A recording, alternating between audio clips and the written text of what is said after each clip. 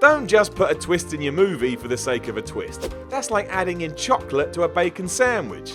Well, no, that's not true. In fact, that didn't make any sense. But the point is, just because you can do something doesn't mean you shouldn't. Let's face it. If you're just working some shocking storytelling because it's cool, it's probably not going to work out. But certain films love doing that, you'd imagine simply because it gets them out of a bind or stops the plot from being utter rubbish. That's stupid thinking there. Really stupid. I'm Simon from Whatculture, and this is the 10 most ridiculously unearned movie twists of all time. Number 10, De Niro is the devil in Angel Heart. Director Ian Parker's neo-noir adventure is one of those rare things, a near classic, which means it's almost good. I'm not sure that's a positive. The story of Harry Angel, a detective on the hunt for a missing voodoo practitioner, as you do, it does have plenty of intrigue and some proper wild moments to boot. There's a sex scene in it that's just... well, let's just say it doesn't hold much back. What screwed it big time, however, was the finale. While it was kinda cool that it turned out Harry Angel was actually the killer, the film's final payoff is so dumb thanks to Robert De Niro. From the moment you learn his name is Louis Cypher, you start to raise an eyebrow. But then when he reveals he's the devil, and his name is a play on Lucifer, that's just crap. And he has glowing eyes. What a joke. Number 9, Khan in Star Trek Into Darkness. For most of Into Darkness, Benedict Cumberbatch just plays some ass-kicking baddie who's alright. That's it, and it would have been enough. No bells, no whistles, just a great new addition to the Star Trek franchise. But this wasn't his role at all. Before all is said and done, everyone involved with the movie thought, he should be Khan! Mostly because a lot of people love The Wrath of Khan. I don't know about you, but that even sounds weak, let alone actually doing it. The real issue is that as soon as this reveal goes down, the film loses what momentum it had. The mystery surrounding whoever this was served as intrigue enough without putting a label on him. Hopefully we can do this with Commander Riker soon too. Just have a guy with a beard, and at the end of the film, bam, he's revealed. Number 8, the killer switch in Righteous Kill. Righteous Kill is terrible. And 50 Cent is in it, as well as Robert De Niro and Al Pacino. Also, believe you me, that pair couldn't give two hoots about this, fumble their way through the whole movie. Unsurprisingly, it does have a dumb twist in it too, probably to try and salvage something from this mess. It starts with a name change, Red Henning, which is meant to trick us into thinking De Niro is the killer before revealing that it's actually Pacino. While you're trying to check that the pieces all fit together and make sense though, the credits are already rolling because Righteous Kill is well aware that it made no sense, it just wants to get out of Dodge. It foreshadows the whole thing from start to finish too, so when you actually get the payoff, well, it's rubbish. Number 7, The Bat Lives in The Dark Knight Rises. Now I like The Dark Knight Rises, even though no one else does. I think Bane is a good villain, and that voice was inspired.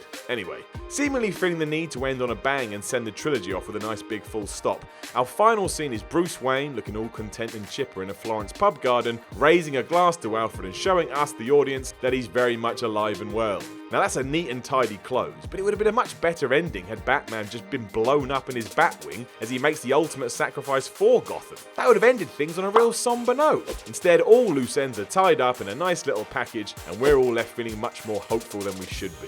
Sometimes you just gotta hit the sad button. Number 6, Alien Intervention in AI. AI is actually pretty decent all things considered, and this is helped naturally by the joining together of directors Steven Spielberg and the late Stanley Kubrick. It's lovely to watch and everyone plays their part, so it's very solid from top to bottom. Almost anyway. When David, our hero of the piece, plummets into the icy water, repeatedly wishing to become a real boy, that's where the film should have ended. Plus, that would have made it super dark and super ambiguous, so as non-Hollywood as possible. This is Hollywood, however, so what do we get? A crew of aliens pulls David from his icy tomb, and one lock of hair later, make all his dreams come true. Hey, mate. Number 5, Redford the Red in The Winter Soldier. The second Captain America film is not bad by any means. In fact, it's really rather good and scoots around like an out-of-control roller coaster. It also has Robert Redford in it, which is as pleasant as can be. He's just a very good actor, and someone we don't see that much anymore. So where's the problem? Well, it's the way Redford's Alexander Pierce is handled. Like a super kick out of nowhere, he turns out to be a Hydra double agent. Not only did this really feel out of place, but seeing Redford go from trusty ally to sneering villain just didn't sit well at all. He was better in the former role. After being hastily dispatched by Nick Fury, the film then falls apart, mostly because no one wanted to see this happen. It wasn't needed.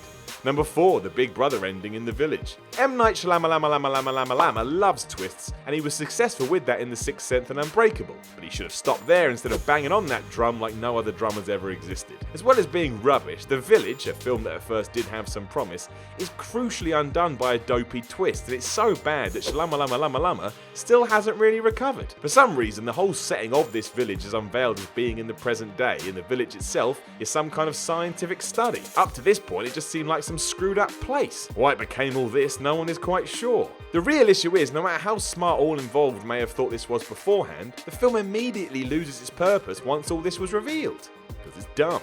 Number 3, Jake Gets Played. Again, in The Two Jakes. Everyone was pretty excited about The Two Jakes when it was released in the 90s, as it was a follow-up to 70s classic Chinatown. With Jack Nicholson back as Jake and also on directing duties, the scene was set for a film that could have become a cult hit and cement itself as one of those you had to go out of your way to see. For the most part, it does succeed in doing this, with Nicholson on form and the script hitting all the right beats. But then they go and spoil it all by trying to beat the original's jaw-dropping twist by pulling up a character from the past in a tiresome doppelganger surprise. And that puts the wheels in motion for an overly bright and optimistic ending. That's not what we wanted, or needed, or hoped for, and it completely takes the wings out of The Two Jakes' sails. Also, that's a terrible name for a movie. Number 2, Earth Gets Invaded in Planet of the Apes. No one will ever agree on this one, but the now infamous ending to the Planet of the Apes isn't exactly the greatest thing that's ever happened to mankind. If we're honest with ourselves, Charlton Heston's George Taylor was an astronaut with a decent knowledge of Earth and the universe, so he perhaps should have been aware that the planet he was quite literally monkeying around on was in fact a version of Earth. What's even more unforgivable lies at the door of Tim Burton, who created one of the worst remakes of all time, complete with a dire twist to top it off. The film looked good, that was about all it had going for it. This time, instead of the old Earth switcheroo, Burton had Mark Wahlberg tumbling back to Earth only to find those dirty damn apes had taken over the planet. Why did we do this? It sucked. There was no need for it whatsoever. Number 1, Space Between Spaces in Indiana Jones and the Kingdom of the Crystal Skull. While the Kingdom of the Crystal Skull is not as bad as some people made out, it's still not exactly great and doesn't live up to the Indiana Jones hype train that was out of control before it was released. The problem came during the finale, however, where a jungle scramble paved the way for a showdown at an Amazonian temple, which should have been pretty good. But it wasn't, because the battle is broken up by visitors from some nonsense place called the Space Between Spaces or something. By the time all this was over, we'd all forgotten we were watching one of our favourite franchises, and instead had some alien fluff that didn't fit the tone at all. If they were going to go this way, Indy should have just spent the last 10 minutes of the movie punching aliens in the face. But they didn't do that at all.